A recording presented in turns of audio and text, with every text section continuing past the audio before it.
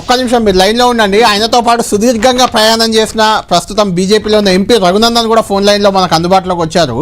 రఘునందన్ గారు, ఎలా ఉంది కేసీఆర్ స్పీచ్లు? మీరు చాలా చూసుంటారు. పక్క నుండి మెదక్ జిల్లా అధ్యక్షుడిగా 10 ఏళ్ళు ఉన్నారు బీఆర్ఎస్, అప్పటి టీఆర్ఎస్ లో పక్కనే ఉన్నారు. ఆయన స్పీచ్లు చాలా. ఎలా ఉంది ఈరోజు స్పీచ్? ఎలా ఉంది? సరే, బీజేపీపై విమర్శలు చేసిన విషయానికి మళ్ళీ వద్దాం. అద్దంకి దయాకర్ గారికి మాత్రం ఆ స్పీచ్ నచ్చట్లేదు. మీకు ఎలా అనిపిస్తుంది?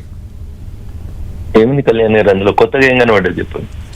ఒక మాట కొత్తగా మాట్లాడింది చెప్పండి. ఒక పోలీసు వాళ్ళు రాసి పెట్టుకోరు అనే పదం తప్ప, పోలీసు వాళ్ళు డైరీలో రాసి పెట్టుకోండి రాబోయేది మా ప్రభుత్వమే అని చెప్పారు. ఆ ఒక్కటి తప్ప కేసీఆర్ గారు మాట్లాడిన దాంట్లో ఒక పదం కొత్తది చెప్పు. ఏడాది నుంచి టిఆర్ఎస్ నాయకులు కేటీఆర్ గారు, హరీష్ గారు రోజు మాట్లాడుతున్నటువంటి మాటల్ని ఇలా కేసీఆర్ గారి నోట మాట్లాడిపించారు. కానీ ఆయన నేచర్ కు భిన్నంగా మొదటిసారి కేసీఆర్ పేపర్లు పట్టుకుని వచ్చి చదివినట్టుగా అనిపించింది నాకు. స్టేజ్ మీద ఎవరున్నారని చెప్పేందుకు కూడా కేసీఆర్ గారు పేపర్లు పట్టుకొని చదివినట్టు అనిపించింది. అది ఆయన నేచర్ కు భిన్నంగా. జనరల్ గా కేసీఆర్ పేపర్లు పట్టుకొని చదవగా నేను ఎప్పుడు గమనించకపోతున్నాను. ముఖ్యమంత్రి అయిన తర్వాత ఏదో అంకెలు చెప్పేందుకు అని చెప్పి రాసుకొచ్చుకున్నాడేమో కానీ ఉద్యమ నాయకునిగా కేసీఆర్ ఎప్పుడు పేపర్లు పట్టుకొని చదివినట్టు నాకైతే యాదికి లేదు.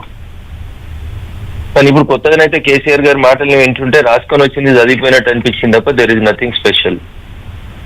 ఆయన మాట్లాడిన ప్రతి అక్షరం అది కాంగ్రెస్ ని విమర్శించింది అయినా, బీజేపీని విమర్శించింది అయినా, దెర్ ఇస్ నథింగ్ న్యూ. గత ఏడాది నుంచి ఏదైతే కేటీఆర్ గారు, హరీష్ రావు గారు, టీఆర్ఎస్ పార్టీ నాయకులంతా రోజు అటు అసెంబ్లీలో, ఇటు బయట, ఇటు మీడియా సెంటర్లలో మాట్లాడిన దానికి భిన్నంగా కొత్తగా కేసీఆర్ చెప్పింది ఏముంది, చేసింది ఏమని చెప్పొచ్చు. So there is nothing new. అంటే మీరు ఆ పార్టీలో కూడా సుదీర్ఘకాలం పనిచేశారు కాబట్టి, అంటే రజతోత్సవ సంబరాలు బీఆర్ఎస్వి కాంగ్రెస్కి ఇచ్చిన టైం అయిపోయింది అని ఒక స్టేట్మెంట్ కూడా ఇచ్చారు.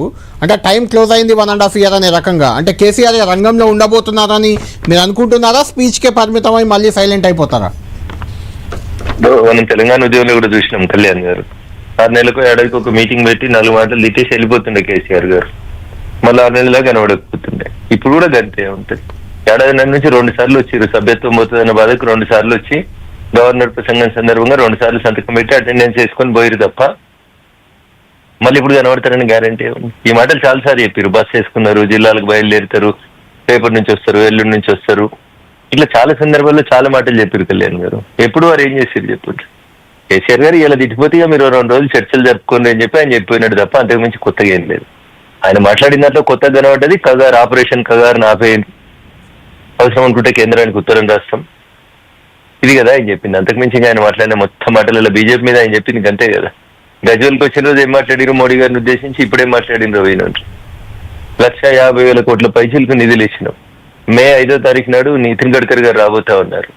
దాదాపు 5,000 కోట్ల పైసలకు రోడ్లు, జాతీయ రహదారులు, బ్రిడ్జిలు, బ్లాక్ స్పాట్లు, మా బిహెచ్ఎల్ చౌరస్తా దగ్గర traffic jam, per day 1,50,000 motor సైకిళ్లు, కార్లు, లారీలు పోతాయి.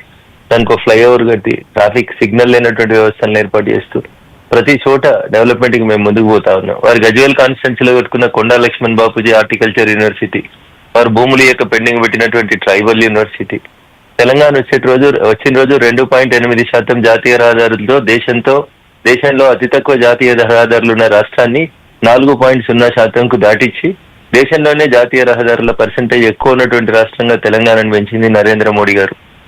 వారికి విమర్శించాలనేటువంటి ఆలోచన తప్ప, మోడీ గారిని వ్యక్తిగతంగా దూషించాలనేటువంటి మాటలు తప్ప చంద్రశేఖర్ గారు చెప్పిన దాంట్లో కొత్తదనం ఏముంది కళ్యాణ్ గారు చెప్పుండ్రు, ఒక కొత్త పదం చెప్పుండ్రు. రైట్ దయాకర్ గారు, కాంగ్రెస్ పార్టీకి ఇచ్చిన సమయం అయిపోయింది, దీనిపై మీరు కంక్లూడ్ చేయండి. ఏం చెప్తారు దీనిపై? మీ సమయం అయిపోయింది, మీకు ఇచ్చింది. అంటే ఒకటి, వారి సమయము ఇప్పటికి అయిపోయింది కాబట్టి బయటికి వెళ్ళింది.